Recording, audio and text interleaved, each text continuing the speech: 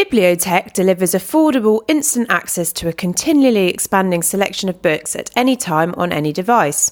Their groundbreaking search engine returns definitions, diagrams and examples, enabling students to learn and answer assessment questions faster than ever before. Bibliotech's customers are the world's best universities, including Oxford, UCL and Imperial. Find more information about how Bibliotech is shaping the future of education at bibliotech.com. Here's a word from Class Central, the most popular search and review site for online courses. If you've ever gone on the hunt for a great online course from a top university, then you may already know about Class Central. Class Central is the most comprehensive search engine for MOOCs and online courses. The site lists over 10,000 courses and allows you to search by subject, university, keyword and language of instruction. With tens of thousands of user reviews, you can use Class Central to help you decide if a course is right for you. And if you're into geeking out about online learning like I am, you'll love diving into Class Central's MOOC report. The MOOC report covers everything that's going on in the MOOC space, with news, analysis and opinions about the fascinating world of online courses. A great place to start is with Class Central's in-depth analysis of the state of MOOCs in 2017. You can find a link in our show notes. Or if you're interested in finding out which courses are ranked the highest, check out Class Central's course rankings for the month and the year, or have a look at the top 50 MOOCs of all time.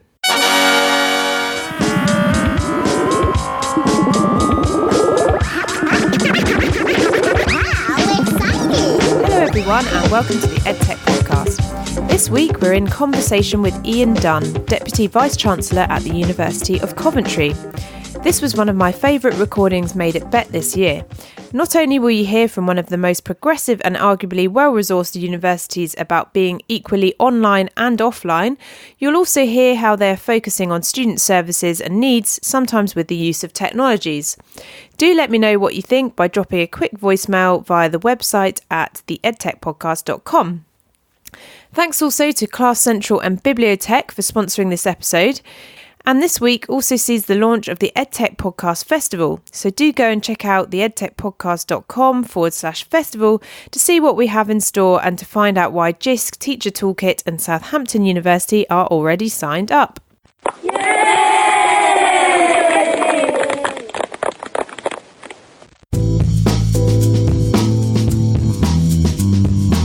So I'm back in the press lounge and I'm delighted to be here with Ian Dunn, who's the Deputy VC of Student Experience at the Vice Chancellor's Office of Coventry University. So welcome, Ian.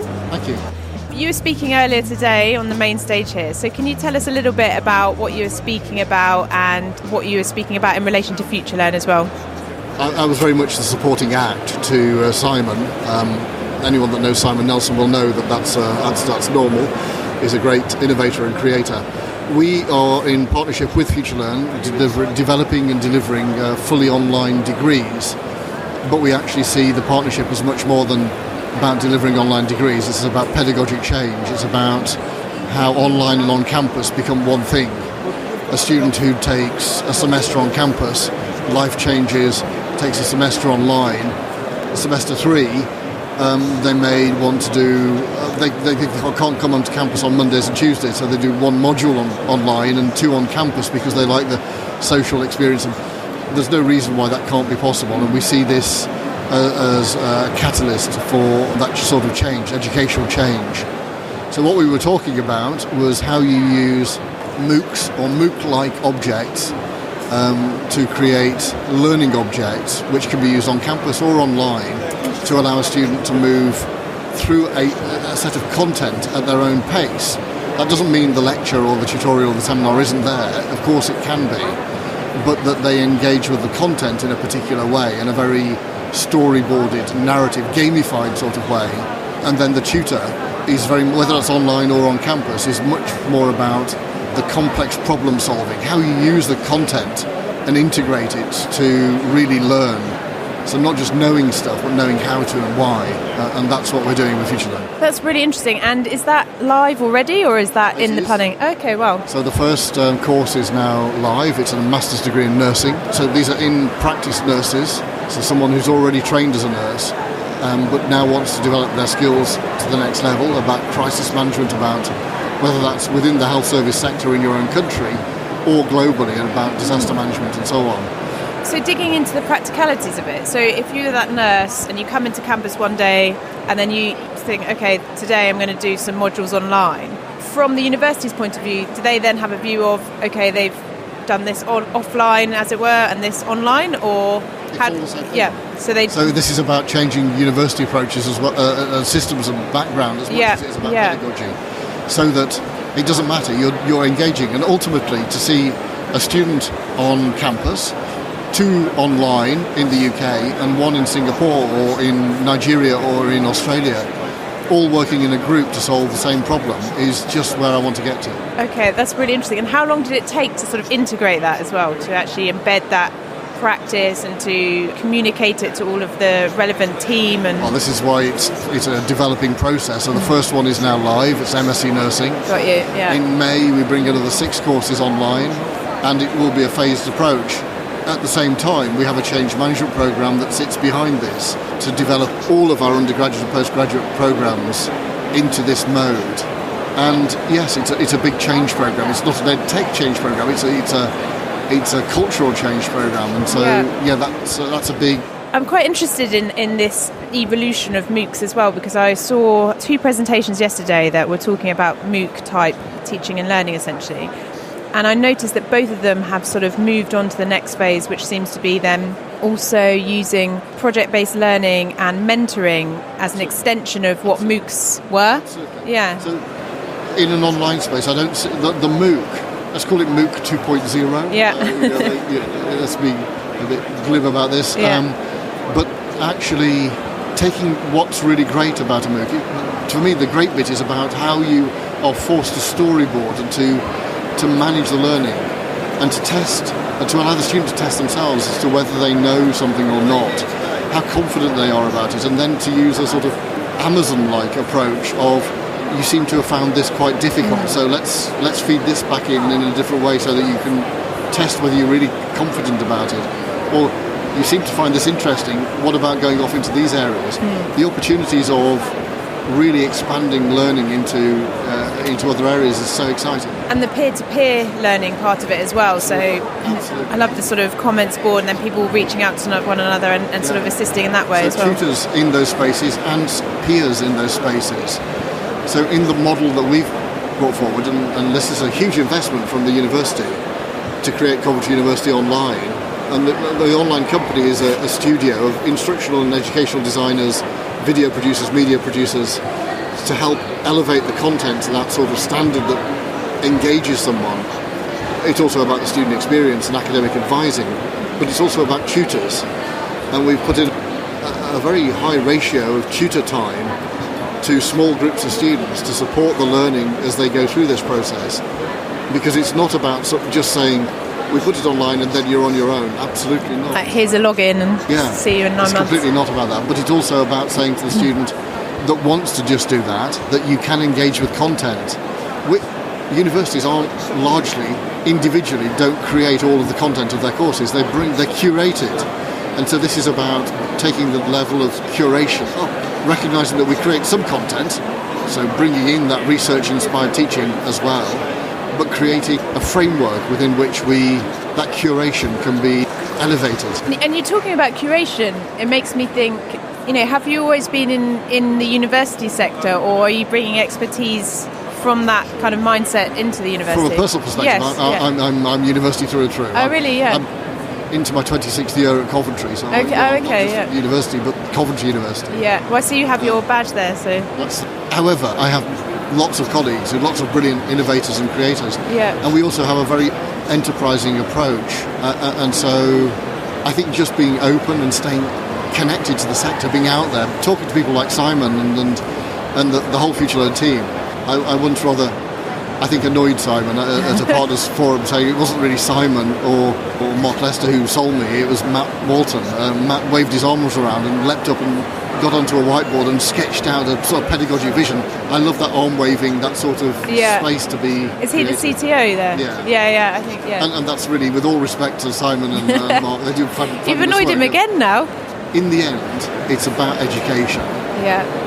And it's not saying everything's broken at the moment, not at all. Mm-hmm. But we do need to think about how we connect with young people who are, young people and older, people who are not necessarily in Coventry, but are also always connected. My students on campus, the idea that we have on-campus students and online digitally connected students is a nonsense. The on-campus students are digitally connected all of the time. Yeah. I'm an engineer. I go into our engineering building and I'll see a group of students sitting around a terminal doing some really complex simulation. Each of them will also have a laptop where they're doing some research or writing the report. They'll also have their other device where they have social media and music. Yeah. And they're just dealing with all of this all of the time. So our job is now to be, not to try and keep up with them, but just to take education on into other domains and use what's available. Well, that's what's really interesting, and that's what I was going to ask you, is that, you know, Coventry is often, especially recently, which is kind of the research that I've done very well, especially around sort of student experience, which is where I'd imagine your role fits in as well. And it sounds like some of those things that you just spoke about are perhaps part of that success, but I don't know if there's a particular secret sauce that you think that you've identified around that. But there's nothing secret about any of this. It's really not. And that's, in a way, the exciting thing and the depressing thing about a place like this. There's lots of education technology. Everyone's got the solution to every problem. Mm-hmm. They haven't really, because what we need to do is to integrate. The students want one simple way of just being able to connect with each other. They come to universities because they're excited by the subject. They're excited by the opportunities that learning brings. We need to maintain that excitement. So keep it simple, give them easy access, allow them to connect with each other, with their tutors, and allow the tutors to connect and be passionate about their subject, which is really what they want to do. And there's a lot in the press at the moment about 2-year degrees, and you know that's part of it. But are you sort of seeing? I mean, what's your take on 2-year degrees? And then outside of that, how else do you think universities will change? I think 2-year degrees, 3-year degrees, 4-year degrees is a bit of a red herring in many ways. The learning takes place at different paces for different people. I very much believe that for the more traditional 18-year-old, 19-year-old learner going to university is not just about the courses they take. Yeah. Although universities have to be responsible for the quality of teaching and learning, absolutely. For a 35-year-old return-to-learn learner who has a family perhaps, the social experience, the whole experience is just not what it's all about. And sometimes it is about learning rapidly, working through courses in order to move on with career. And for them, 2 years, there's plenty of time. I get very cross when people say, well, you know, you can't possibly do a degree in 2 years because it's all about the time of assimilation. You talk to students about those 25 weeks of downtime in summer, which most universities have, and they're not actively engaged in their learning. 1 or 2 are, and that's great, and I want to encourage more of that. I absolutely want to encourage that. I want students to go off and do some extra reading and so on. But even in the most prestigious of institutions, learning in that way doesn't happen just because we say it's going to happen. Mm-hmm. We have to create the opportunity for that. And so the idea that you can't possibly do all of the learning that comes in a 3-year degree in 2 years, if you're motivated, of course you can. That's why we have brilliant learners who are 14 and 15 and 16 years of age going into universities, because they've done the learning in different ways. And you mentioned before that you've been at the university for, say, over 20 years. Have you seen the often described change in students where perhaps in the summer before, you know, we have all the kind of stereotypical imagery of students, and now it's talked about that they knuckle down more and they're more serious? They're more serious, they're more focused on their learning, their voice is much louder, and so it should be. Fantastic. I'm delighted that the student voice is forcing, in some cases, universities to behave differently. We have to be much more responsive. That's not to pander to their every whim. Yeah. They don't want us to do that. They just want us to be listening to them and to be engaged with them. That's really exciting. So yes, I see a huge change. They are more serious. They are more... I love it when I go to talk to our student reps, and almost invariably now they stand up and ask me questions and say, look, we have all this downtime. We want to do some more learning over summer. How can you facilitate that? Brilliant. Yeah. That's just great. You've got a kind of mandate to go off and run with it. Okay, here's an interesting one. What's the purpose of the new office for students, and thoughts on Toby Young, etc.? Well, I think the Toby Young thing was deeply unfortunate in so many ways for him personally, for just the way it was announced, the way it was managed, and the way in which the end came so rapidly. I mean, it was just unfortunate in so many ways, and detracted from what is a very serious piece of work. The Office of Students, is a proper partnership between education, students, and students need to have, in my view, much more voice in the Office of Students. But absolutely the opportunity for the sector to be made much more responsive to student needs and to national requirements, but also to be able to demonstrate the wonderful, wonderful things that are going on through universities, the real value add in a cultural sense, in a social capital sense, in an individual learner sense.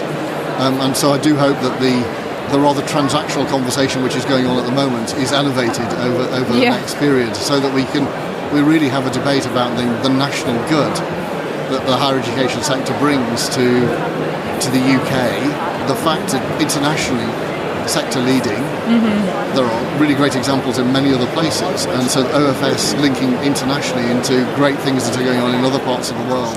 And are there associations like that or regulatory bodies like that internationally that... I don't think there's anything quite like it. Yeah. I think this is a first. So is that a good first or a bad first? I don't know, but it's a first. Yeah.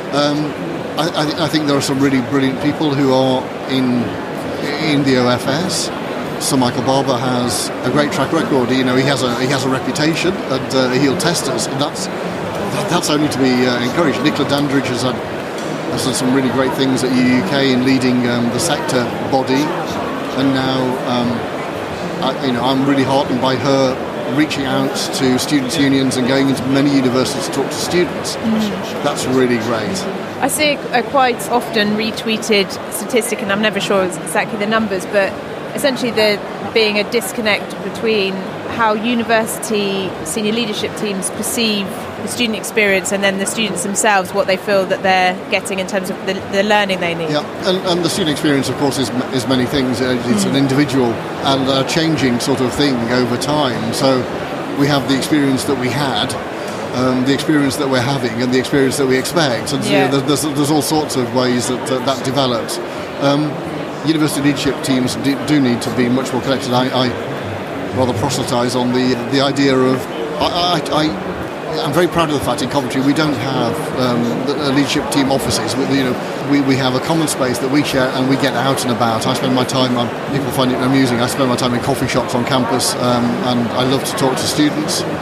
I take students out to dinner on a regular basis, groups of students, we go for pizza and we just have a conversation about what's going on.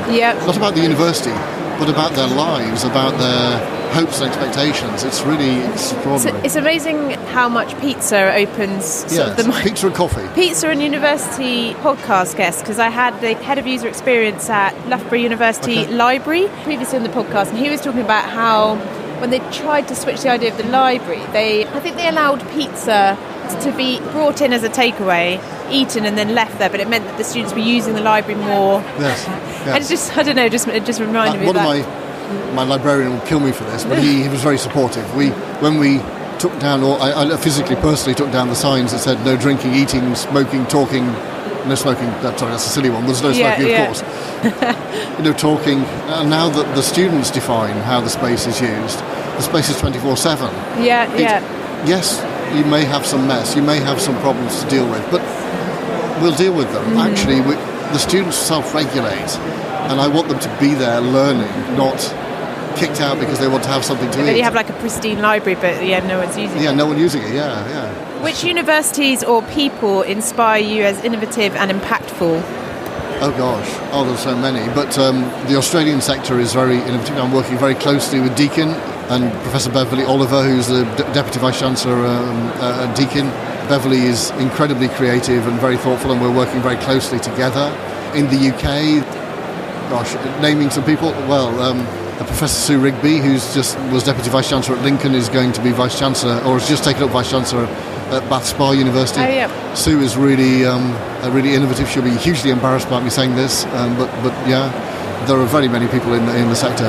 Professor Helen Leville at Manchester Met, very creative. There are people all over the sector who are doing some amazing things. Okay. And then final question, do universities have a place in lifelong learning? As are, I'm just thinking of things like Dr. Linda Grattan's work on how to live to 100 and needing to continually upskill, this idea of segmented life happening, university, job, retirement, dissipating. So what's the university's place in that? And the universities absolutely have a place, but I actually made this comment just a few moments ago on the stage. Government has a place as well, and I do hope the OFS play this role. There needs to be some nudges from the sector, from the system, and lifelong learning is about national skills development, national wealth creation, and national well-being as well. I think Ian Diamond's review in Wales and the Welsh higher education system is really important. It's worth a read. Talks quite a lot about lifelong learning and creating a system that will support learners back into higher education. If the emphasis is solely on the individual and their need to upskill and their own responsibility about that, then I think that's one-dimensional, and it needs to be much more multi-dimensional. So government's place in creating a framework, I'm not saying it has to be government funding for every one of those steps, because industry has a role, the individual has a role, the universities have a role, but government has a role to create the nudge that brings it all together, and OFS has an opportunity here. So when you see organisations like General Assembly, does part of you think, we could be doing that? Or just because I'm thinking, I find it really interesting how adult education used to be quite sort of dusty and sort of boring, and now actually it's like one of the most exciting things happening, and you've got all these kind of trendy brands around it. And if I was in the university decision-making capacity, I'd think like, I want to be part of that. I think we need to do some work also on there is a notion that you only move in one direction along the skills ladder. This sort of qualifications framework. Yes. Actually, if I want to change my career and move into some, I need to accept that I have a whole range of skills from my previous background, but I may not have all the knowledge at the right levels to bring to bear into that skills framework. And so it's not just about the one-directional travel through that journey. I need to recognise that personally, and therefore the system needs to recognise that I need to take a step back sometimes in order to develop my knowledge, but also bring the skills I've developed through my previous sets of journeys together. How do I do that? And universities have a place there. So that's interesting. So it's the idea sort of you may have 5 careers within a lifetime. Yes, absolutely. There's quite an interesting analytics piece there, isn't there? Because you can then start to identify where my gaps are and data and analytics we haven't talked about, but it's absolutely so important. We talk about customised learning. I'm not really interested in customised learning. I'm interested in personalised learning, and that doesn't mean that I have to make the learning content fit to every single learner, because that's inefficient. But I can use data and the learning journey. I can personalise that by understanding the demographic that I come from, the background that I have, my previous history of learning, and bringing all of that together to support how I navigate through those learning objects, if you like, as an individual, and that's really interesting. And the demographic point is very important, because we know that if I'm from certain backgrounds, so if I'm a commuting student, if I'm from a social background that is less affluent than others, if I'm from a certain ethnic grouping, if I'm from a certain sexual orientation, identity have impact here about access to education. Understanding all that, and then being able to offer the nudges to the learner to say, look, here's someone who has a similar profile to you who can provide some mentoring and guidance. Just to give you that confidence and sense of belonging that you have the right, an equal right to achieve. Confidence is a really big thing in education. I don't want to be that person that relates everything back to yourself, but it reminds me of when I was looking at which universities to enter. Oxford University is an amazing university, but I remember going to one of their open days and staying overnight. And you went into the hall, and I'm from the Isle of Wight, so I don't have there's not a huge amount of I suppose other people went to a state school there who've had that experience, and there were lots of oil paintings of just sort of men smoking pipes, and I just thought this place is amazing. I'd love to come back here and use your library when I'm 40. But at that point in my life, I wanted that social aspect that you mentioned, and now I know that would have been there, but at the time it was the kind of facade that was in front of me that put me off. If we don't have some mirroring of people like us, then freak out. Absolutely, it's really difficult to be confident enough to step out of it. I'm very keen on, and I haven't done this yet, and I must do it, 20-30 second to straight to camera of people from across the university, students and staff and the leadership team, really just expressing themselves, their difference, because we all have points that you don't see necessarily, because you see the persona rather than Rod Gilbert was on. I heard an article about Rod Gilbert, the comedian. He was talking about shyness. There's a TV show about to come on. Okay. And it doesn't matter how confident you appear in the persona you portray. We all have things in our backstory that, if we could just share that, we would inspire one person. Oh yeah, 100%. Yeah. So I completely get it. Well, when you do that, please share it with me, and I'd like to share it to our listeners as well. Well, thank you so much. It's a great pleasure. Are you on Twitter? Yes. What's your Twitter handle if people want to? I'm at CovPVC Students. Okay, at CovPVC Students. So thank you so much, Ian, and a pleasure to meet you as well. It's a great pleasure to meet you. Thank you.